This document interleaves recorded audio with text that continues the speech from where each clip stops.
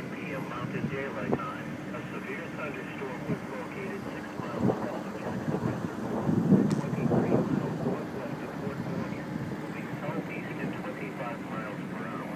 A few final clouds have been reported by the local media on the southern edge of the storm near Highway 76 and 34.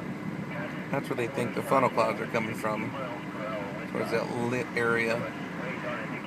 Saw something that resembled one, but I don't think it was. If it was a real shabby looking funnel. Not much major. But it's a good view of the lead edge of the storm coming in.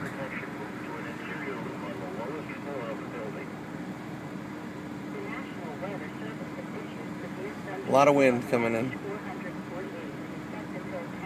And 70 mile an hour wind. I don't know.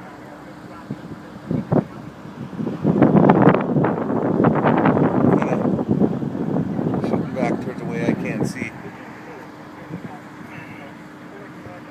So anyway, we'll see. Warning's in effect for that section of the county. They haven't updated it yet. Some nice little green in it though tonight. Coming in though. Came out of Cheyenne, Wyoming. Weld County, it went through and it's coming out of Weld into us right now. So we'll see what happens.